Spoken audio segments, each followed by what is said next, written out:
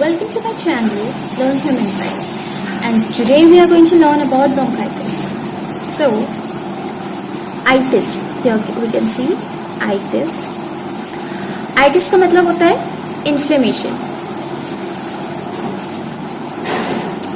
So, कहीं भी सफिसाइटिस लगाओ, किसी के भी पीछे लगाओ, तो उसका मतलब होता है इन्फ्लेमेशन.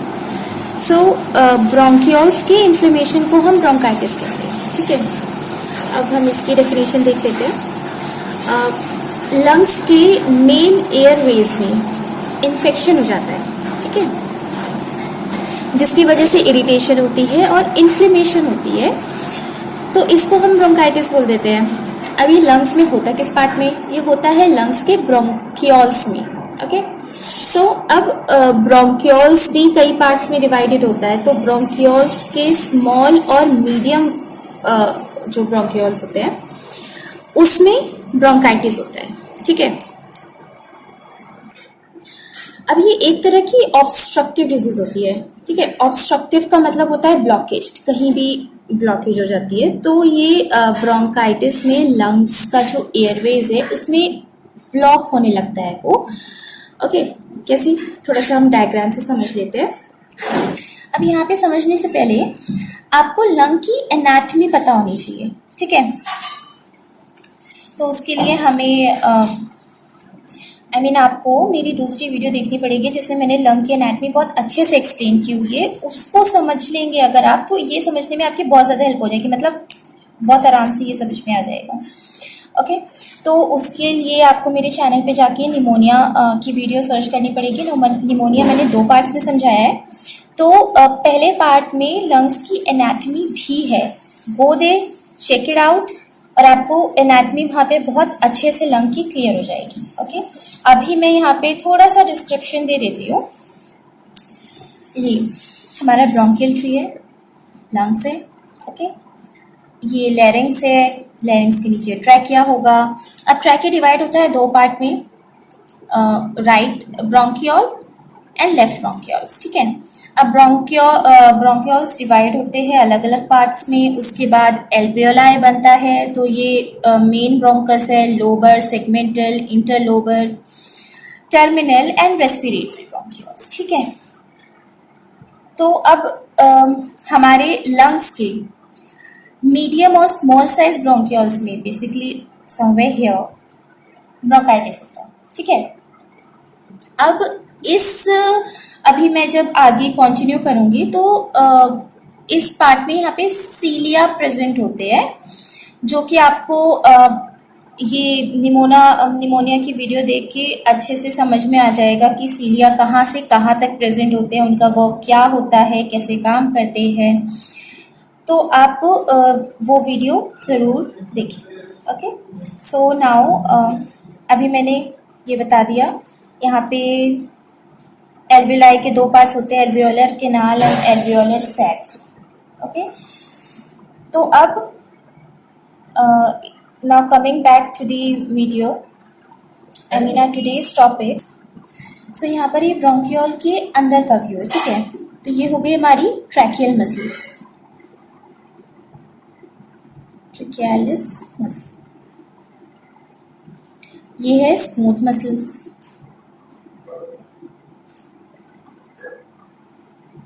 और ये उसके अंदर होता है ल्यूमेन,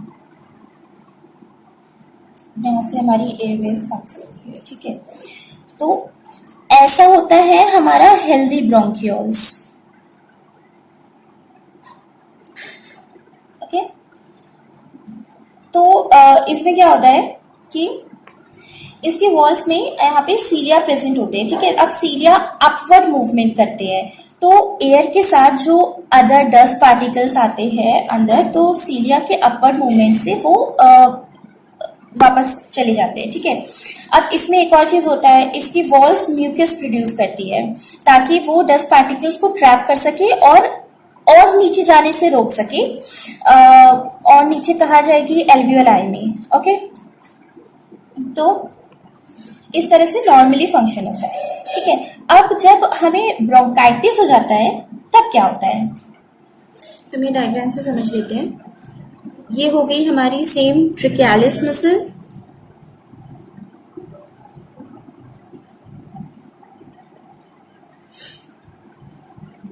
अब ब्रोंकाइटिस में हमारे जो स्मूथ मसल है उसका इन्फ्लेमेशन हो जाता है, ठीक है,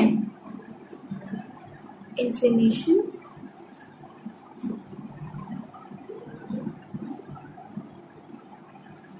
इन्फ्लेमेशन ऑफ स्मूथ मसल, और हमारा और ये थिक हो जाता है, ल्यूमेन भी, सॉरी, ये है हमारा mucus and this is the lumen. अब इसमें क्या होगा कि इन्फेक्शन हो जाएगा। अब उसकी वजह से इरिटेशन और इन्फ्लेमेशन हो जाएगी हमारी स्मूथ मसल्स की, ठीक है, और नॉर्मली जितना म्यूकस प्रोड्यूस होता है नॉर्मल फंक्शन करने के लिए उससे ज्यादा म्यूकस प्रोड्यूस होने लगेगा, ठीक है, लाइक दिस, ऐसे। तो अब इसकी वजह से क्या होगा कि हमारा ल्यूमेन का जो एरिया है वो और छोटा हो जाएगा, नैरो हो जाएगा। तो इसीलिए जैसे मैंने आपको पहले बताया था कि इसको ऑब्स्ट्रक्टिव डिजीज कहते हैं, तो ब्लॉकेज होने लगती है जब इसका ये छोटा हो जाएगा एयरवे, तो इसमें एयर हमें सांस लेने में दिक्कत होगी, कम कम एयर आएगी। तो ऐसा भी होता है ब्रोंकाइटिस में, ओके।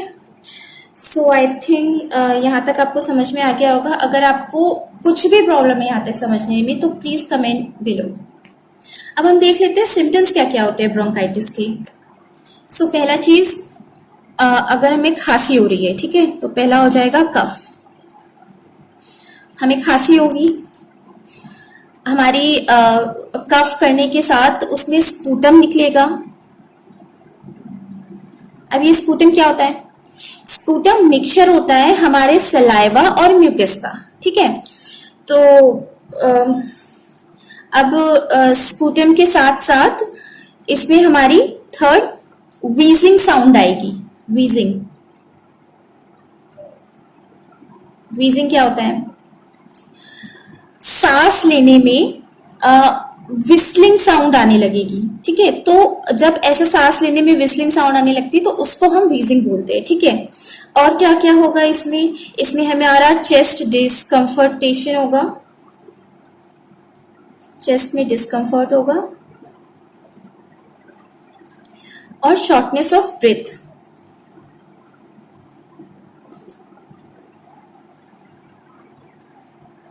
जैसे कि मैंने बताया यहाँ पे कि म्यूकस ज्यादा सेक्रेट होने की वजह से ल्यूमेन नैरो हो जाता है, तो उसकी वजह से कम एयर पास होगी, तो हमें बहुत जल्दी जल्दी सांस लेना पड़ेगा, तो इसलिए शॉर्टनेस ऑफ ब्रीथ हो जाएगी, ठीक है। तो ये सारे सिम्टम्स होते हैं ब्रोंकाइटिस के। सो अब हम ये देख लेते हैं कि कितने तरह का होता है ब्रोंकाइटिस। सो ब्रोंकाइटिस होते हैं दो तरह के, एक्यूट ब्रोंकाइटिस और क्रॉनिक ब्रोंकाइटिस, ठीक है। अब हम एक्यूट और क्रॉनिक से क्या समझते हैं? नॉर्मली एक्यूट मतलब जो कम टाइम के लिए हो, ठीक है, और क्रॉनिक मतलब जो ज्यादा टाइम के लिए हो, ठीक है। पर हम डिफ्रेंशिएट कैसे करेंगे कि कोई चीज एक्यूट है या क्रॉनिक है? थिंक अबाउट इट, सोचो। देखो मैं बताती हूँ। सो अगर हमें कोई भी चीज 3 हफ्ते तक है, ठीक है, वो 3 हफ्ते तक लास्ट कर रही है लगभग, तो हम उसको एक्यूट में वो चीज मतलब एक्यूट में आएगी, ठीक है। और अगर कोई चीज 3 महीने या उससे ज्यादा तक लास्ट कर रही है और ये रिपीटेडली 2 साल तक हो रहा है, तो उसको हम क्रॉनिक की कैटेगरी में रखेंगे, ठीक है। तो अभी हम पहले डिस्कस कर लेते हैं एक्यूट ब्रोंकाइटिस। तो इसको हम चेस्ट कोल्ड भी कहते हैं, ठीक है। अब ये एक्यूट है तो ऑब्वियसली ये 3 वीक्स तक लास्ट करेगा, ओके। अब इसमें क्या होता है कि 90% ऑफ केसेस जो एक्यूट ब्रोंकाइटिस के होते हैं वो किसकी वजह से होते हैं? वो होते हैं VTIA, इसकी वजह से। अब ये होता क्या है? So this is virus temporary inflammation of airways, सो इसमें बेसिकली क्या होता है कि वायरस का टेम्परेरी इन्फ्लेमेशन हो जाता है हमारे एयरवेज में, जिसकी वजह से हमें कफ होता है और म्यूकस प्रोडक्शन होता है।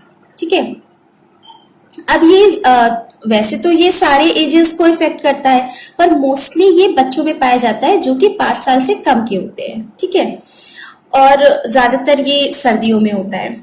ओके, अब मैं जो जो पॉइंट्स बोल रही हूँ ना, आप प्लीज इसको नोट डाउन करते रहो साथ ही साथ। अब हम देख लेते हैं कि इसका ट्रांसमिशन कैसे होता है। तो ये जो ट्रांसमिट होता है, ये होता है ड्रॉपलेट के फॉर्म्स में ट्रांसमिट होता है, ड्रॉपलेट्स के फॉर्म में फैलता है। ठीक है, तो क्या होता है कि जब हम कफ करते हैं या स्नीज करते हैं तो हमारे नोज में से, माउथ में से वायरस बाहर निकलते हैं, जिसमें मिलियंस ऑफ टाइनी ड्रॉपलेट्स होते हैं। ठीक है, अब क्या होता है, द वेरी इंटरेस्टिंग थिंग, कि जो ड्रॉपलेट होते हैं ये स्प्रेड हो जाते हैं एयर में 1 मीटर के लिए। कितना? फॉर 1 मीटर, और वी कैन से 3 फीट। ठीक है, अब ये एयर में ट्रांसमिट हो गए 1 मीटर तक। अब थोड़ी देर तक तो ये एयर में रहेंगे और उसके बाद ये सरफेस पे लैंड कर जाएंगे। अब वो सरफेस कोई भी हो सकती है, चेयर, टेबल या फ्लोर और एनीथिंग। ये वहां पे लैंड कर जाएंगे और वहां पे ये 24 आवर्स तक सर्वाइव करते हैं। ठीक है, तो फॉर एग्जाम्पल अगर मुझे कफ है एंड आई कफ्ड और sneezed here, okay, and no one is here, तो वो पार्टिकल्स कुछ टाइम तो हवा में रहेंगे, उसके बाद सर्विस में चले जाएंगे और वहां पे 24 घंटे तक जिंदा रहेंगे। तो मेरे वहां से जाने के बाद भी अगर कोई भी पर्सन आता है और उस सरफेस को टच कर लेता है तो वो वायरस उसके हाथ में आ जाएगा। Then it is normal to touch our nose, eyes and mouth. ठीक है, तो उसके थ्रू वो हमारे अंदर वायरस चला जाएगा एंड वील गेट इन्फेक्टेड। तो इस तरह से ये ट्रांसमिट होता है। ठीक है, please note down all the points. अब हम देख लेते हैं कि इसका रिस्क फैक्टर क्या होता है, ज्यादातर ये किस तरह से होने के इसके ज्यादातर चांसेस होते हैं। अगर हम if a person is exposure to the tobacco smoke, अगर कोई स्मोक करता है तो ज्यादातर चांसेस होंगे कि उसको ब्रोंकाइटिस हो जाए। ठीक है, डस्ट से, एयर पॉल्यूशन,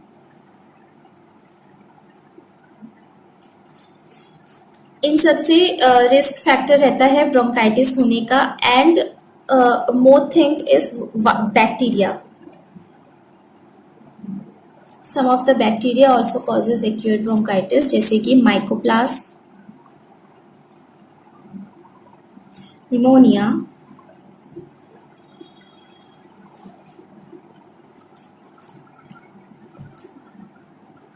बॉर्डेटेला एंड पर्ट्यूसिस। ठीक है, ये 4 टाइप के बैक्टीरियाज है जिनकी वजह से हमें एक्यूट ब्रोंकाइटिस हो सकता है। So this was the first part of the bronchitis. The chronic bronchitis, its factors and much more will be described in the second part. So please watch the second part of the video for further learning. And if you have understood this much of bronchitis, please hit the like button and share it to your friends. And please subscribe my channel Learn Human Science. Thank you.